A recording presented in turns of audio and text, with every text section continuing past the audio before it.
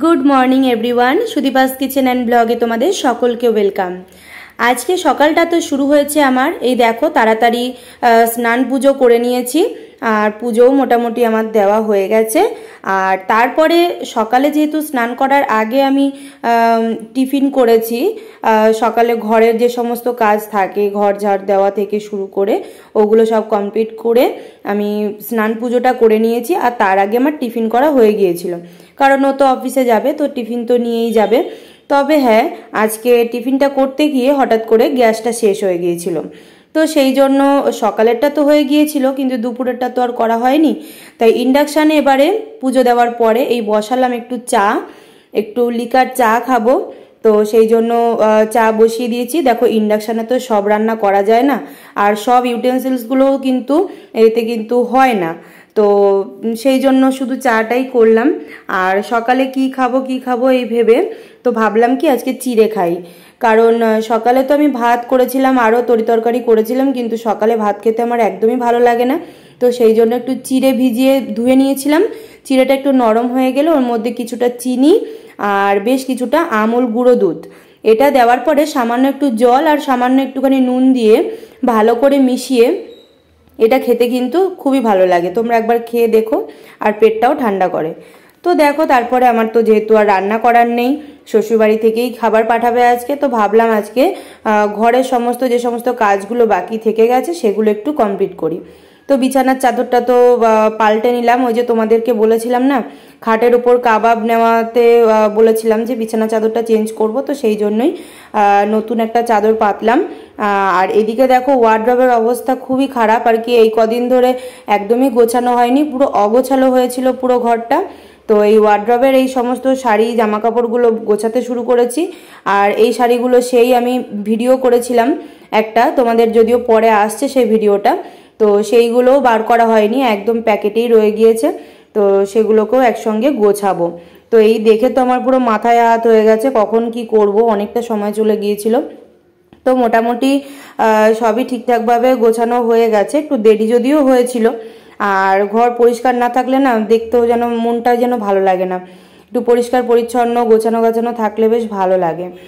তো দেখো মোটামুটি সব কমপ্লিট হয়েছে, এবার একটু সুস্থ সবল লাগছে ঘরটা আর কি। আর এদিকে দেখো এবার বই খাতার তো প্রচুর সম্ভার, ওর প্রচুর গল্পের বই পড়ার ন্যাক আছে, প্রচুর বই এনেছে। আর আমারও বইগুলো সব আমার বাড়িতে রয়েছে, সব আনা হয়নি, কয়েকটা যদিও এনেছি, তো মোটামুটি কয়েকটা আনা হয়েছে, সেগুলোকেই আর কি গুছিয়ে পরিষ্কার করে রাখছি। এই দেখো বইয়ের কালেকশনগুলো, সব যদিও নেই তোমাদেরকে পরে দেখাবো, কারণ আমার বাড়ি থেকেও সব আনতে হবে, ওর বাড়ি থেকেও সব আনলে পরে একদিন একটা বইয়ের আলাদা করে ব্লগ দেখাবো। তো এই কটা মোটামুটি আছে কাছে, তো আমি একটু গুছিয়ে গাছিয়ে রাখলাম। এখানে যে কর্নার একটা ছিল ওটার মধ্যেই কয়েকটা গুছিয়ে রাখলাম। আর আমার যে পড়ানোর যে কোচিং ক্লাসে টিউশন পড়ানোর যে সমস্ত বইগুলো লাগে আর কি, তো সেগুলো আর কি গুছিয়ে নিলাম, এছাড়া আমার পড়ার বইগুলোকেও গুছিয়ে নিলাম। এদিকে দেখো রান্নাঘরের অবস্থাও বেহাল হয়ে গেছে, তাড়াহুড়ো করে যা অবস্থা হয়েছিল এই জায়গাটার, তো সেইটাকে একটুখানি গুছিয়ে রাখলাম। মোটামুটি আর কি গোছানো হয়েছে, পুরোপুরিও যদিও নয় আর কি।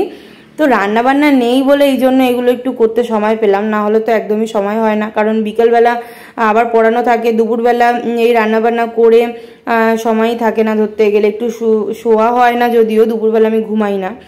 তো তারপর দেখো শ্বশুরবাড়ির থেকে খাবার পাঠিয়ে দিয়েছে, 3 রকম তরি তরকারি তো দিয়ে দিয়েছে। আর এদিকে আমার ঘরে একটু এঁচড় ছিল আগের দিনের, আর সেদ্ধ ডাল ছিল, তো এত কিছু আমি খেতে পারবো না, অর্ধেক খেয়ে আমি রেখে দিয়েছি, যদিও সব তো খেতে পারবো না এত কিছু। তো মোটামুটি দুপুরের খাওয়া তো আমার হয়ে গেছে।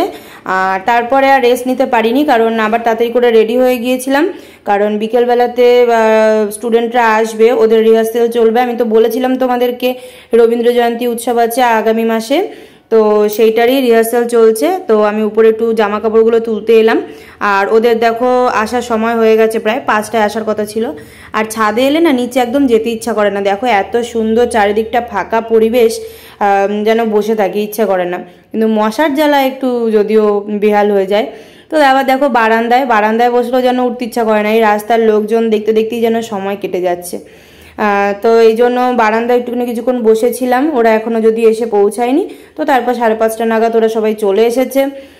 নিচের ঘরে একটুখানি বসে আলোচনা করা হলো কে কোন গানে নাচবে, কোন গান গাইবে, সেগুলো একটু ঠিকঠাক করে তারপরে ছাদে আর কি চলে গেল নাচের রিহার্সাল করার জন্য। তো তোমাদের জন্য কিছু ক্লিপস আমি তুলে রেখেছি, তো গান সমেতই তোমাদেরকে দিচ্ছি, দেখো একটুখানি।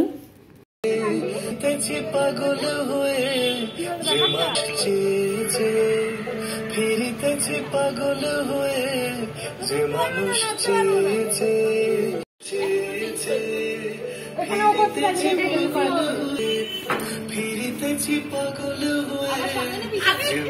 ফিরিতেছি পাগল হয়ে যে মানুষ চেয়েছে, ফিরিতেছি পাগল হয়ে মরমে জ্বলছে আগুন আর নেভে না, আমায় বলে বলুক লোকে মন্দ বিরায়।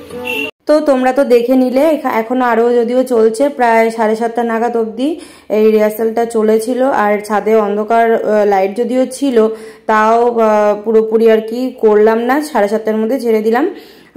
তো একদম বেহাল অবস্থা, বসে আছে মাথায় হাত দিয়ে। তো দেখো আবার পরে একদিন দেখা হচ্ছে, রিহার্সাল যখন হবে আমি তোমাদের সঙ্গে শেয়ার করব সবকিছু, আর রবীন্দ্র জয়ন্তীর উৎসবটাও তোমাদের সঙ্গে সবকিছু শেয়ার করব। তো আজকের ব্লগটা কেমন লাগলো অবশ্যই কমেন্ট বক্সে জানিও, আর এরকম নতুন নতুন ব্লগ দেখার জন্য অবশ্যই পেজটিকে ফলো করে রেখো, আর ইউটিউব থেকে দেখলে চ্যানেলটিকে সাবস্ক্রাইব করে রেখো। আজকের মতো টাটা, সকলে ভালো থেকো।